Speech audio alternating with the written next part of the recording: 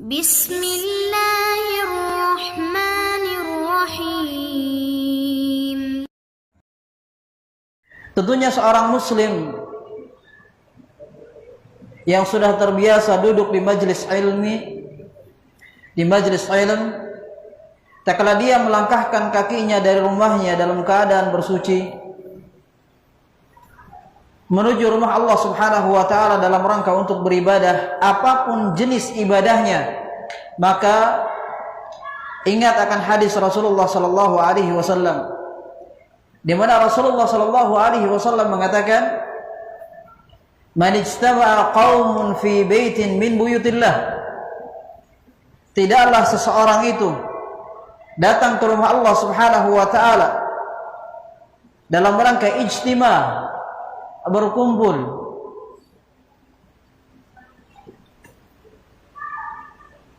yatluna kitab Allah, mereka membaca ayat Allah Subhanahu wa taala, baik hanya sekedar membaca berupa tilawah,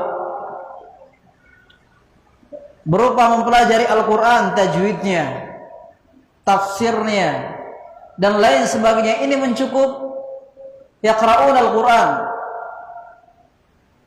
yatlun Al-Quran, membaca ayat Allah Subhanahu wa taala, mencakup segalanya, mencakup dia mempelajari makna-maknanya, kandungannya, ilmu tajwidnya, ilmu qiraatnya, dan lain sebagainya. Ini yang dimaksud dengan yatluna kitab Allah, membaca firman Allah Subhanahu wa taala.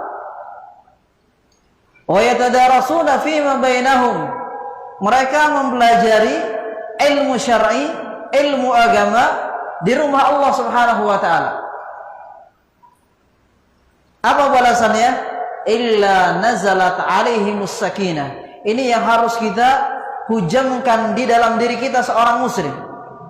Karena tidak mungkin perkataan Rasulullah sallallahu alaihi wasallam perkataan yang abath, perkataan yang sia-sia, tidak mungkin. Tidak mungkin Rasulullah sallallahu alaihi wasallam mengatakan sesuatu yang sia-sia. La yantiqu 'anil hawa in hiya illa wahyu yuha. Tidaklah Rasulullah sallallahu alaihi wasallam mengucapkan satu ucapan yang keluar dari mulut yang suci beliau, mulut suci beliau, kecuali itu merupakan wahyu dari Allah Subhanahu wa taala.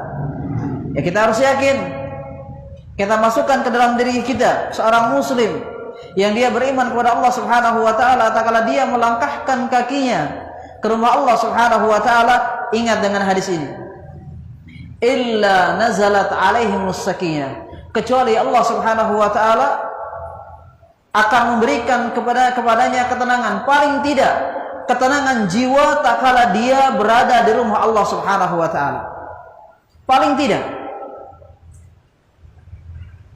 Silahkan kalau tidak percaya, dengan segudang beban yang ada di rumah, pikiran yang kalut, pikiran yang kacau, hati yang tidak tenang, apapun sebabnya, baik dengan urusan dunia atau mungkin dengan urusan akhirat itu sendiri dan lain sebagainya, tak kala dia datang dengan sejumlah beban yang dia bawa dari rumahnya, datang ke rumah Allah Subhanahu wa taala, dia tunduk, dia khusyuk kepada Allah Subhanahu wa taala, dia bersimpuh di hadapan Allah Subhanahu wa taala, baik itu dengan salatnya, baik itu dengan zikirnya, baik dia dengan membaca Al-Qur'annya, baik dia mungkin sharing ilmu dengan teman-temannya, saling bertanya dengan masalah agama, dijamin pada waktu itu paling tidak kondisi dia tak kala berada di masjid Allah Subhanahu wa taala akan terangkat beban yang ada di rumah.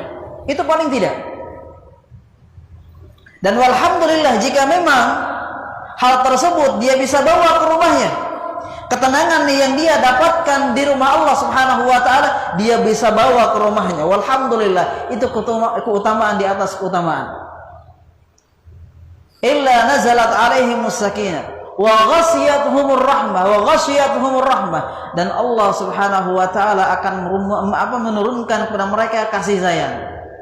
Kasih sayang yang mana lagi? Yang paling tinggi selain daripada kasih sayang yang Allah berikan kepada makhluknya. Ini kasih sayang yang paling tinggi di antara kasih sayang yang ada.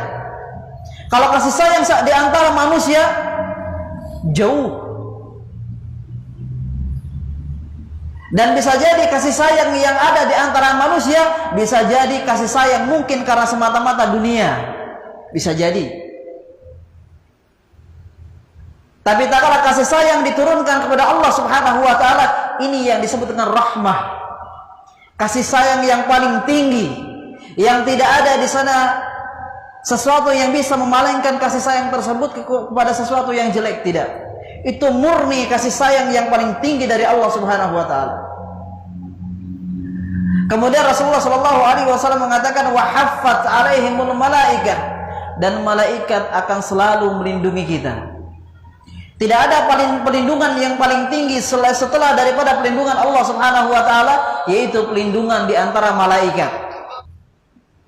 Allah tugaskan khusus yang Allah Subhanahu wa taala tidak berikan tugas kepada yang lainnya untuk hamba yang lainnya selain daripada orang-orang yang datang ke rumah Allah Subhanahu wa taala kemudian memakmurkan masjidnya dengan ibadah kepada Allah Subhanahu wa taala. Allah khususkan malaikat untuk menjaga mereka sendiri. Allah Subhanahu wa taala cari dalam hadis-hadis Rasulullah sallallahu alaihi wasallam mengutus malaikat untuk menjaga pasar. Ada enggak?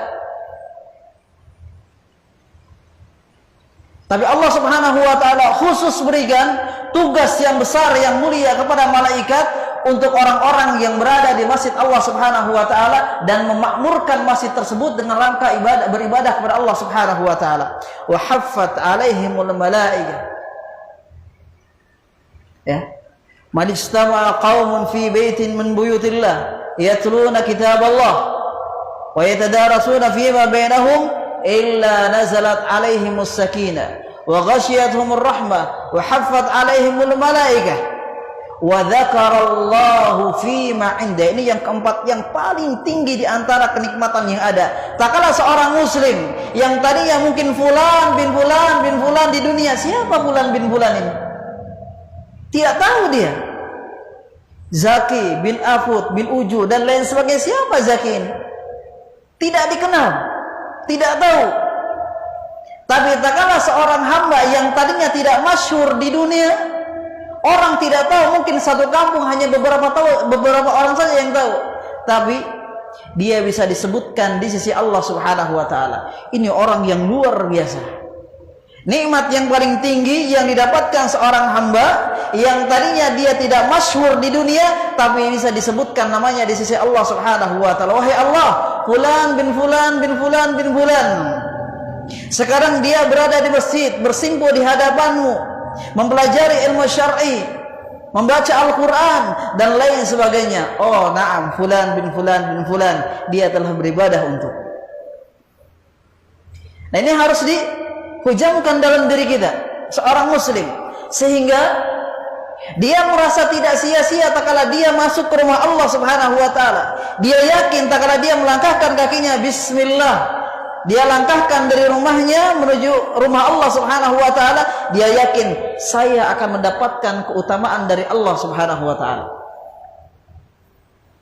Ya, mudah-mudahan ini sebagai pecut, penyemangat bagi orang-orang yang ingin mendapatkan kemuliaan dari Allah Subhanahu wa taala dengan segudang kemuliaan yang telah disebutkan oleh Rasulullah sallallahu alaihi wasallam. Mudah-mudahan saudara-saudara kita yang masih belum tergerak hatinya, jika mereka mendapatkan beban, kerumitan hidup, gundah gulana, hati yang tidak tenang, pikiran semrawut dan lain sebagainya, cobalah bersuci, datang ke masjid Allah Subhanahu wa taala, bersimpuh, salat, berzikir, kemudian dia membaca Al-Quran.